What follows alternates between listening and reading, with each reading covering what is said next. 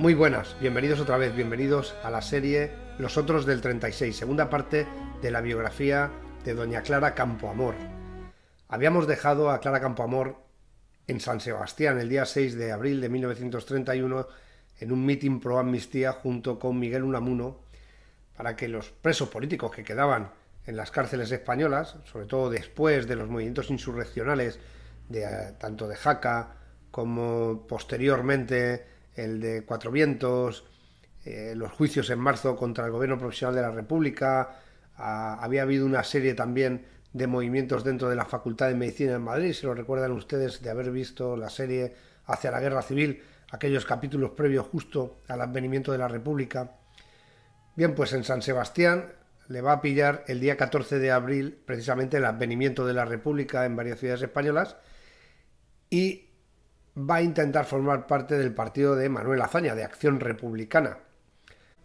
Clara, en mayo de 1931, es nombrada secretaria de Actas de la Asociación de Derecho Internacional y en ese mismo mes es elegida miembro del Consejo Nacional de Acción Republicana del partido de Manuel Azaña. Sin embargo, cuando se convocan elecciones a Cortes Constituyentes a final del mes de mayo, recuerden que Clara no es elegida ni concejal ni alcaldesa, por supuesto, en ninguno de los ayuntamientos, ya que hay una cláusula a finales de este mes para las Cortes Constituyentes donde se dice, la ley electoral, lo ven ustedes de forma magistralmente explicada por esa entrevista que hicimos al profesor Antonio Calonge, la ley electoral era la ley de Antonio Maura de 1907, a la que se le realizan ciertas modificaciones para estas Cortes Constituyentes. Se disminuye el número de circunscripciones, dejándolas en poco más de 60, prácticamente son coincidentes con provincias, excepto en aquellas ciudades donde había muchísimos habitantes, como Madrid, por ejemplo, y Madrid queda como una circunscripción propia y la provincia de Madrid como otra. Igual sucedía con Barcelona y la provincia, Valencia, etcétera, etcétera. O Valladolid y su partido judicial y el resto de la provincia de Valladolid, así hasta completar un número superior a 60 circunscripciones donde se presentaban por listas abiertas los diferentes candidatos que tenían que disponer pues, de una serie de avales para poderse presentar. Acción Republicana decide que Clara Campoamor no va a liderar ninguna de las listas. Ella, temerosa de no salir elegida diputada, va a renunciar a Acción Republicana y se va a afiliar al Partido Republicano Radical que lideraba Alejandro Lerroux. El día 30 de mayo, Clara había sido nombrada presidente del Comité Paritario de Vestido y Tocado de la sección de ropa interior en Madrid, algo que evidentemente no creemos que le hiciera excesiva ilusión, ya que ella era una mujer de acción, una mujer política, y estas cosas a las que se derivaba a las mujeres con mayor capacidad de la época, pues entiendo que no serían especialmente de su agrado, ¿no? En el mes de junio de 1931, tras el abandono de Clara Campoamor, el día 18, precisamente Alejandro Lerroux y el Partido Republicano Radical deciden que Clara será cabeza de lista en Madrid. Luego tiene, por tanto, muchas posibilidades de ser elegida, ya que el Partido Republicano Radical pues era un partido mayoritario. De hecho, en estas primeras elecciones a Cortes Constituyentes de la Segunda República, Clara Campoamor es elegida diputada por Madrid por el Partido Republicano Radical. También va a resultar elegida Victoria Kent, acuérdense, la otra abogada que va a protagonizar la defensa de varios de los miembros del comité del Gobierno Provisional de la República en los juicios del mes de marzo de 1931 y que pertenecía al Partido Republicano Radical Socialista. Ambas mujeres son elegidas diputadas, hay una tercera que sería elegida en segunda vuelta, como saben, había segunda vuelta cuando no tenían el número de sufragio suficiente ninguno de los candidatos para completar un tanto por ciento específico y se volvía a votar en esa circunscripción.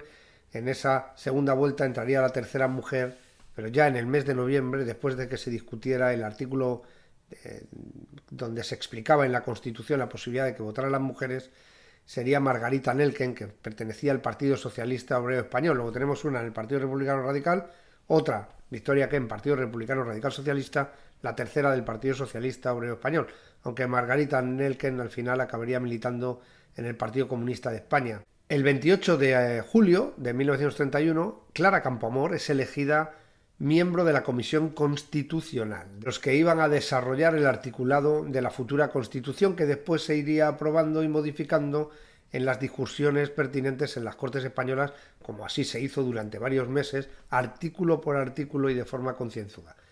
El día 1 de agosto, Salazar Alonso, que era el presidente de la Comisión Gestora de la Diputación Provincial, propone incluir a Clara Campoamor en el patronato del hospicio. El 22 de agosto se confirma el plan económico y pedagógico del nuevo hospicio, creándose un patronato integrado por la señora de Bastos, señoritas Campoamor, Maestu, los señores Ovejero, Marañón, Bello, Zulueta, Ganedo, Martínez, Pidal, Castillejo y Santullanes. Luego Campoamor forma parte de la junta directiva del hospicio, en esa labor también de caridad que era típicamente asociada a las mujeres, y ella, bueno, pues en todas estas cosas de caridad va a estar siempre liderando algún tipo de organización de estas características. El primer discurso de Clara Campoamor en las Cortes lo va a dar el día 1 de septiembre de 1931 y el día 2, al día siguiente, viajó a Ginebra, a Suiza, como delegada suplente ante la Asamblea de la Sociedad de Naciones. La Sociedad de Naciones, que es la antesala de la Organización de Naciones Unidas, que a la larga, como todos ustedes saben, pues fue completamente inoperante e incapaz de detener la Segunda Guerra Mundial, pero que había sido creada tras la Primera Guerra Mundial. España formaba parte de esta Sociedad de Naciones y Clara Campoamor, como delegada, como ven, tiene una vida muy activa, tanto a nivel nacional como a nivel internacional. Siempre había destacado por estar en organizaciones de derecho internacional, ahora también la vemos incluso aquí en la Sociedad de Naciones. Clara es nombrada también vocal del Patronato de Protección de la Mujer. Otros miembros del patronato son Victoria Kent, Matilde Huici o María Lejárraga. Fíjense qué mujeres estamos hablando, las mujeres que son la vanguardia de esa nueva liberación, de ese nuevo liderazgo femenino que va dando sus primeros pasos en España. Y Clara, pues como ven, forma parte de muchísimas organizaciones que tienen que ver con la caridad, con el desarrollo femenino, el desarrollo y la ganancia de derechos por parte de las mujeres, y también en el ámbito internacional, tanto del derecho como de las relaciones internacionales. Luego, Clara Campoamor no era solamente un objeto decorativo dentro del Congreso, sino alguien mucho más importante. El día 18 de septiembre, Clara, en francés, va a dar una conferencia sobre las mujeres y la República Española en la sede temporal de la Alianza Internacional para el Sufragio, que estaba en París. El día 26 de septiembre, en la sesión de la Sociedad de Naciones, cuando toca el tema de la nacionalidad de la mujer, la señora Littleton, delegada de Gran Bretaña, declara que constituye una profunda injusticia someter a la mujer a la desigualdad en este asunto. Ese punto de vista fue apoyada por las delegadas de Chile, Australia, Países Bajos y, por supuesto, también por Clara Campoamor, que era una de las pocas mujeres que estaban allí representadas, y en este caso que además representaba a España, ¿no? La primera polémica con Victoria Kent sobre la interpretación de la redacción de uno de los artículos de la Constitución tuvo lugar el 29 de septiembre de 1931. Los discursos sobre la igualdad de la mujer son del 30 de septiembre. Interviene Clara Campoamor, interviene también dentro del Partido Republicano Radical Guerra del Río, que luego fue ministro del Partido Republicano Radical, que se opone al sufragio femenino diciendo que las mujeres van a votar a las derechas. Pide que ese derecho se recoja en una ley electoral, que se modifique según la coyuntura y no en la Constitución. Luego, Clara sabía que si no estaba contemplado en la Constitución que todos eran iguales a la hora de poder depositar la papeleta en las urnas, la mujer no votaría, ya que muchos diputados no querían que la mujer votara, y no querían no tanto por una cuestión de derechos, sino porque pensaban que el voto de la mujer iba a perjudicar a los partidos republicanos, y sobre todo a los partidos republicanos de izquierda, así que votarían, pues por supuesto, al Partido Agrario o al partido de Herrera Oria, a todos estos partidos dinásticos o con una clara relación con la Iglesia Católica. Este final de septiembre y el día 1 de octubre, sobre todo el día 1 de octubre de 1931, tienen lugar los acalorados debates sobre el voto femenino que han pasado a la historia y que tienen ustedes desarrollados y reproducidos en el capítulo específico hacia la guerra civil, que habla sobre esto, sobre el voto femenino y aquellas famosas discusiones entre Clara Campoamor y Victoria Kent, ¿no? Entre las únicas dos mujeres que había en ese momento entre los 470 diputados a Cortes de la República Española. Victoria Kent, para resumir, lo que quería era el aplazamiento del voto de la mujer. No se negaba que las mujeres votaran. Esto también es una especie de recurso de algunos, bueno, pues de algunos políticos actuales que tratan de ver el debate aquel de una forma muy simplista. Victoria Kent no se negaba al voto de la mujer, pero sí pedía una demora para que ésta pudiera tener cierta pedagogía electoral, vamos a decirlo de esta manera. Finalmente, por 161 votos contra 121, la mujer adquiría el derecho al voto.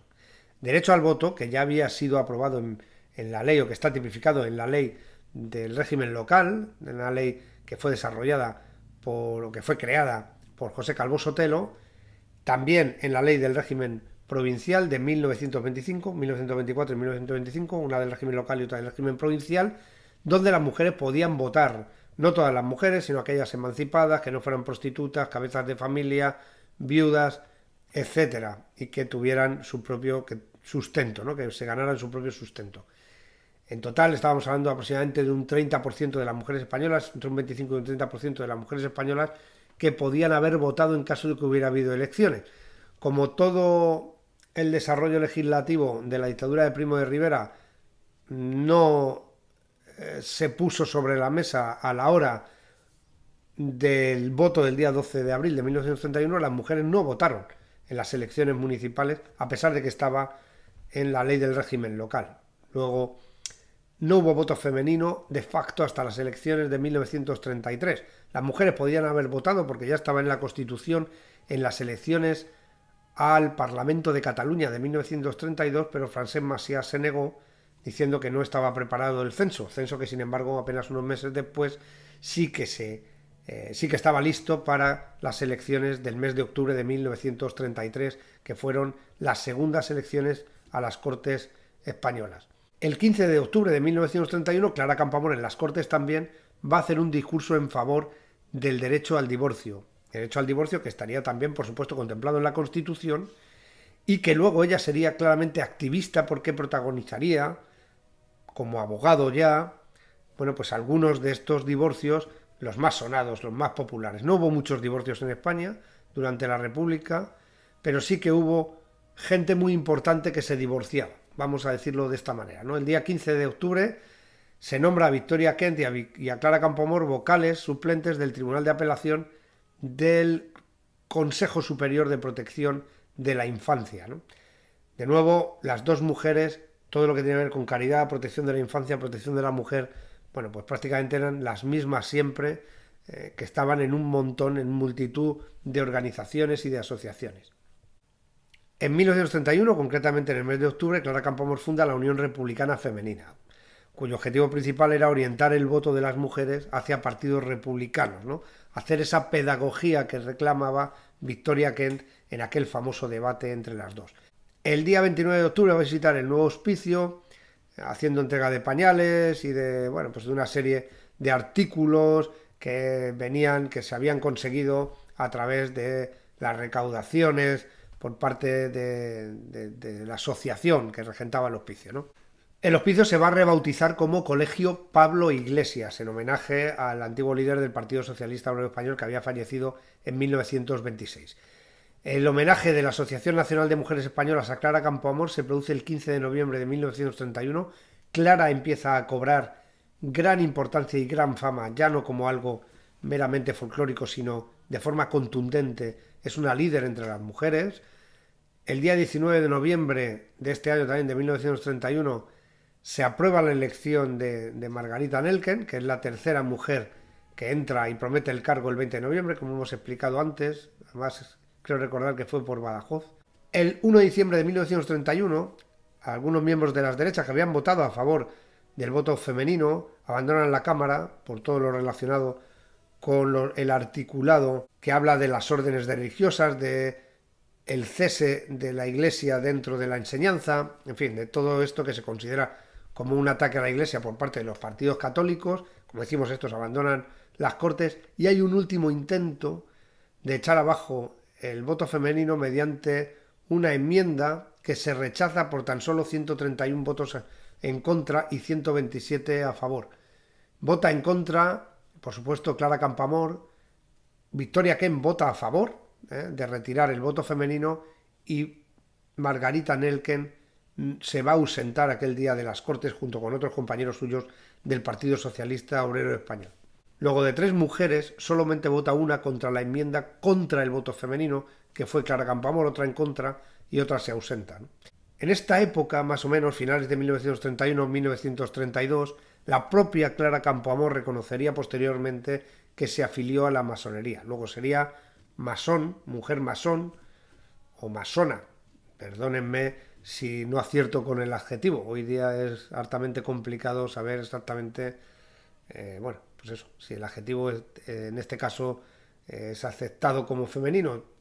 No tengo mucha constancia de mujeres dentro de la masonería más allá de la propia Clara Campoamor. Tendremos que hacer un día un programa específico, que venga un experto a hablarnos de la masonería, porque uno de los problemas para precisamente hacer algo serio sobre este tema es que apenas hay fuentes y apenas hay documentación que uno pueda seguir. Luego tiene que ser alguien que pertenezca a las logias masónicas el que venga y nos cuente un poco efectivamente la importancia, que sí que la tuvo, de la masonería en esta época de la República. Clara Campoamor dejaría la masonería, de acuerdo con sus propias manifestaciones, a finales de 1933 y antes de 1934. Su hermano fue nombrado gobernador civil de Cuenca en enero del 32. Su hermano Eduardo Ignacio, que precisamente había participado en este golpe de Estado del día 12 de diciembre en Jaca, junto con los capitanes Galán y Hernández, ¿no? El 5 de marzo del 32 la vamos a ver en el gran banquete de honor a Alejandro Lerroux, reivindicando la figura del viejo republicano radical, del emperador del paralelo, con quien Clara tuvo una estrecha relación, de tipo por supuesto político, hasta bien pasado 1934. Luego aquí vemos el centralismo político de Clara, que había siempre estado navegando entre Acción Republicana, partido que había abandonado, el de Manuel Azaña, que es de una izquierda muy moderada en este momento, antes de crear Izquierda Republicana, y el Partido Republicano Radical de Alejandro Lerroux. El 23 de junio de 1932, Clara Campoamor, junto con figuras como Miguel Unamuno, Fernández Castillejo y otros diputados, en total 112, vota en contra de la aprobación del artículo 2 del Estatuto de Cataluña, que reconoce la cooficialidad del catalán con el español. Luego, fíjense en las figuras que hemos hablado, Clara Campoamor y Miguel de Unamuno. Luego, Clara no estaba muy de acuerdo con que el español y el catalán tuvieran el mismo nivel de importancia en Cataluña, lo cual no deja de ser significativo y iba muy en línea con la idea del Partido Republicano Radical. Tengan en cuenta que en este momento las disciplinas de voto de los partidos no son como las disciplinas de voto de hoy día.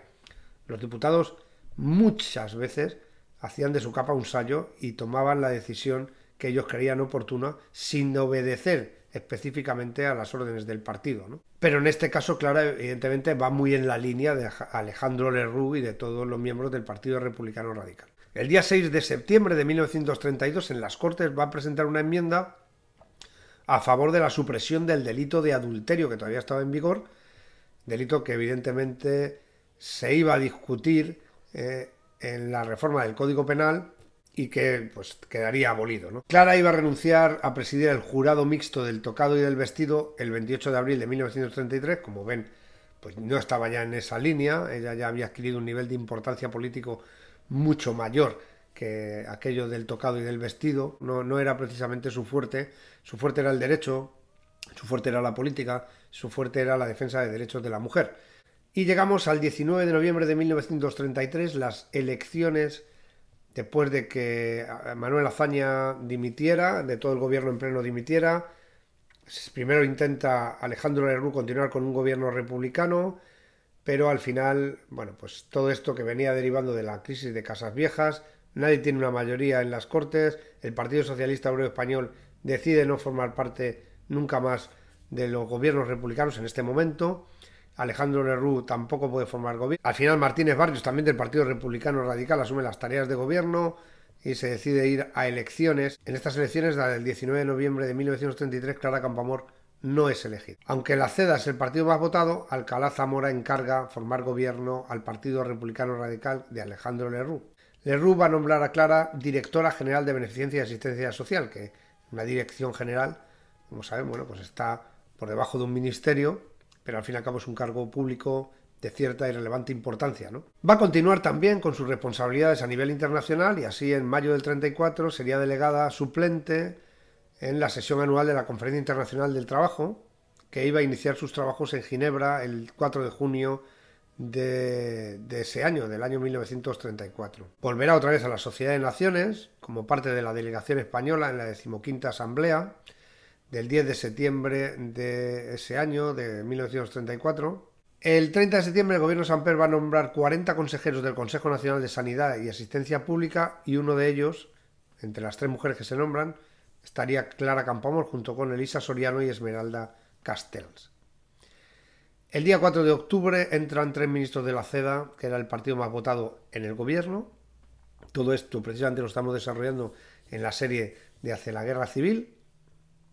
El 6 y 7 de octubre de 1934, Lluís Companys declara el Estado catalán, el Estat català dentro de la República Federal Española. En Asturias hay un intento de golpe de Estado, lo hay en toda España, pero sobre todo triunfa en Asturias, donde los sublevados queman la Universidad de Oviedo, el Teatro Campoamor, dinamitan la Cámara Santa de la Catedral. En fin, hay una serie de sucesos que, como ustedes saben, obedecen a este proceso de huelga general revolucionaria.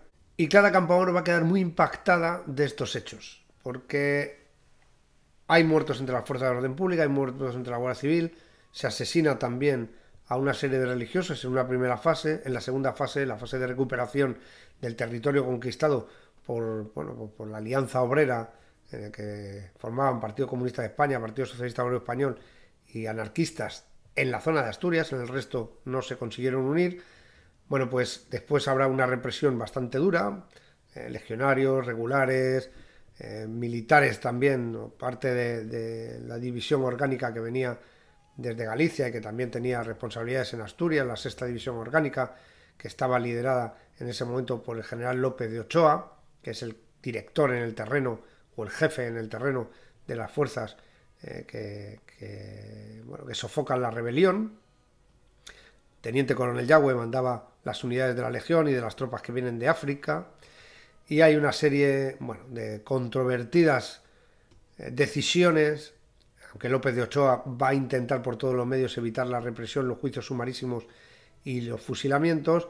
Bueno, pues la prensa airea meses después que hubo una represión brutal y que hubo varios centenares de muertos allí sin que estos estuvieran justificados o que hubiera un juicio que mediara antes de la declaración de una pena de muerte. Esto, como digo, va a estar en la prensa y algo de esto habría, evidentemente, ¿no?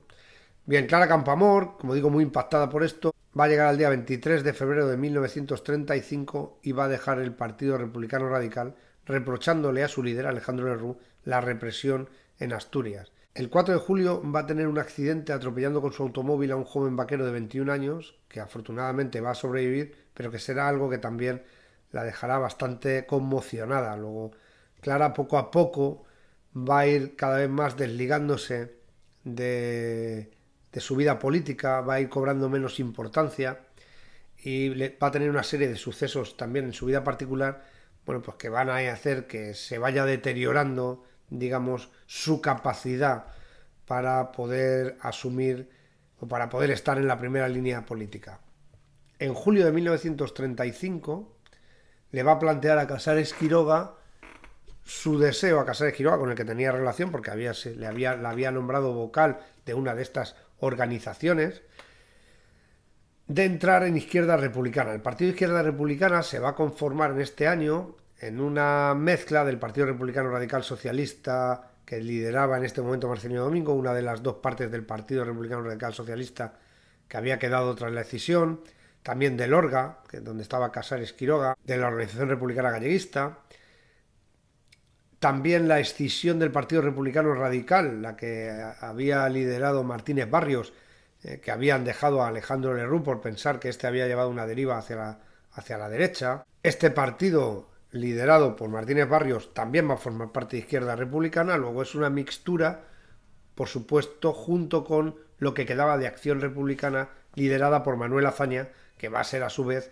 bueno, pues la cabeza de esta Izquierda Republicana. Sin embargo, no va a ser admitida en Izquierda Republicana, van a rechazar su ingreso, habida cuenta que venía del Partido Republicano Radical. Clara se va a marchar de España, se va a ir allí se encuentra cuando en el mes de febrero de 1936 el Frente Popular gana las elecciones, unas controvertidas elecciones muy igualadas en número de sufragios, que por la ley electoral hace que el Frente Popular pues tenga una mayoría aplastante en cuanto a diputados, y todos los que habían estado precisamente en prisión se liberan, hay amnistía de lo que venía de la represión todavía de Asturias, de los detenidos del intento de golpe de Estado en 1934, los militares que habían formado parte de la cúpula militar del Estado Mayor Central durante la época del bienio radical cedista, Francisco Franco, Fanjul, Joaquín Fanjul, Manuel Godet Llopis, Emilio Mola, que aunque no estaba en el centro de gobierno de Madrid, pero que era el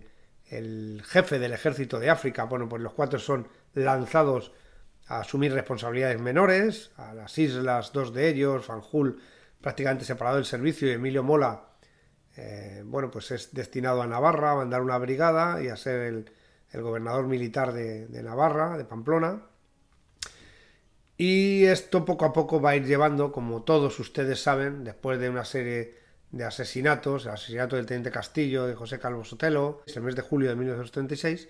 También en julio de 1936, Clara, que era presidenta de la Cuna y Madrinazgo del Niño, visita al presidente del gobierno, aprovecha para ver a Casares Quiroga, para exponerle un programa mínimo de la asociación, de esta asociación de la Cuna. Clara había quedado, como ven, para responsabilidades un tanto menores, ¿no?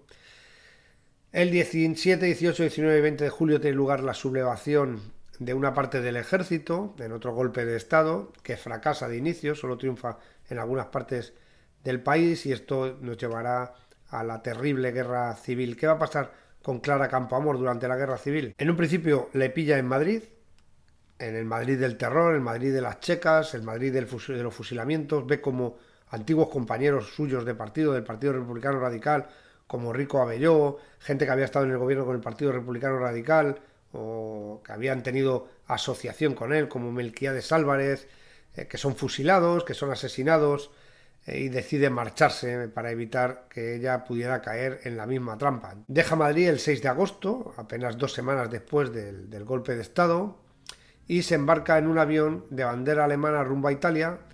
Lo que quería era llegar a Suiza, con la mala suerte de que varios falangistas, fíjense que Clara es perseguida por los dos bandos, ¿no? En este caso por los dos bandos de la guerra civil, algo que sucedió muy a menudo con los miembros del Partido Republicano Radical, que eran para unos demasiado republicanos y para otros demasiado poco republicanos o demasiado de derechas, y por tanto, bueno, pues todos los que habían formado parte de los gobiernos de Samper, de Lerroux, corrían el riesgo de ser asesinados, y algunos de ellos, como les estoy explicando, pues acabaron o en Paracuellos o en los asesinatos de la cárcel modelo del mes de octubre de 1936. Es retenida en Génova tan solo unas horas por las autoridades italianas, que colaboraban en este momento con el gobierno de los sublevados, que todavía no lidera Francisco Franco, sino una junta militar. Franco se pondría a la cabeza de esto a partir de octubre de 1936, y será liberada y podrá seguir con su viaje y llegará hasta Lausanne, donde estaría en casa de una de sus amigas, Antoniette Kinche, que era una de sus amigas feministas, y por fin en enero de 1938 llegaría a Buenos Aires, donde se iba a instalar, y desde entonces se ganaría la vida con libros, traducciones del francés, y bueno, tiene varias publicaciones, ¿no? El 9 de febrero, la Ley de Responsabilidades Políticas, que servirá para reducir a la pobreza a los enemigos del régimen, a todos aquellos que habían huido, pues se les van a incautar todos sus bienes por considerarse enemigos del régimen, ¿no? Valga la redundancia. Así que en el Boletín Oficial del Estado del día 8 de julio de 1939 se separa del servicio del ministerio a todos los funcionarios que aún habían formado, aún aparecían como nombrados, entre ellos Clara Campoamor. Se le va a incautar los muebles, sus muebles, todos los enseres que tenía en su piso de la Plaza de la Lealtad en Madrid. Luego Clara Campoamor cada vez va a tener más difícil poder volver a España. Estará en la ley de la represión de la masonería y el comunismo. Ahí Clara, por supuesto, aparece como miembro de la masonería también. Y en el 26 de enero de 1942 sería acusada de responsabilidades políticas por su participación en las Cortes Republicanas. Sin embargo, el 16 de noviembre, todo esto en absencia, por supuesto, Clara estaba en todo este tiempo en Argentina. En noviembre del 45 hay sobreseguimiento provisional del expediente de responsabilidades políticas por carecer la interesada de bienes cuyo valor supere las 25.000 pesetas. Clara Campoamor en este momento vive de sus publicaciones y apenas puede subsistir lo suficiente como para tener 25.000 pesetas de la época, ¿no? Ya por fin en 1946 hay un sobreseimiento definitivo de su expediente y puede volver a España, y lo hará 2 años después, en 1948, cuando entrará en Madrid y volverá a casa de la doctora Elisa Soriano, de su vieja y antigua amiga. No la van a detener, pero está fichada por el Tribunal de Represión de la Masonería, cuyo delito, entre comillas, pues no había sido sobreseído como el de responsabilidades políticas. Clara abandonará Madrid apenas un mes después, con miedo a ser detenida, y regresa a Buenos Aires, donde moriría al año siguiente, en 1941, donde moriría al año siguiente, en el mes de febrero de 1949, arruinado y olvidado, salvo por un puñado de amigos, entre ellos Clara Campoamor, que lo visitaba de forma asidua, el expresidente de la República, Aniceto Alcalá Zamora. Ya volvería a España en muy contadas ocasiones, vuelve a instalarse en Lausanne, en casa de su amiga Antoniette Quinche. Intenta entrar en España por última vez a través de Irún, pero se lo desaconsejan. Tiene ya 67 años, nunca más va a regresar a su patria. En Suiza, en Lausanne, vuelve a ser protagonista de conferencias, en francés, por supuesto, sobre su experiencia con el voto femenino en España, sobre la evolución de la mujer durante la República, etcétera, etcétera. Dejará escrito en sus cartas que cambiaba todo, ya cuando empieza a envejecer, que daba todo y que se quitaría unos años de vida por una tertulia en el Ateneo, por pasear por Madrid, ¿no? Con auténtica añoranza de su país, auténtica añoranza de España. Clara moriría el día 30 de abril de 1972, estaba prácticamente ciega, en Lausanne, en Suiza. Nunca más, como hemos visto, volvería a España. Sus restos fueron incinerados y sus cenizas se llevarían a San Sebastián años después, que es donde descansan ahora mismo en su sepultura. Y esta es la historia de Clara Campoamor, esta es la historia de España, esta es la historia de la mujer que defendió de forma vehemente la posibilidad de que el resto de mujeres españolas pudieran votar en aquella segunda república, efímera república española, y que protagonizó quizá uno de los debates más interesantes de las Cortes españolas con Victoria Kent en un momento histórico en aquel mes de octubre de 1931, septiembre y octubre de 1931.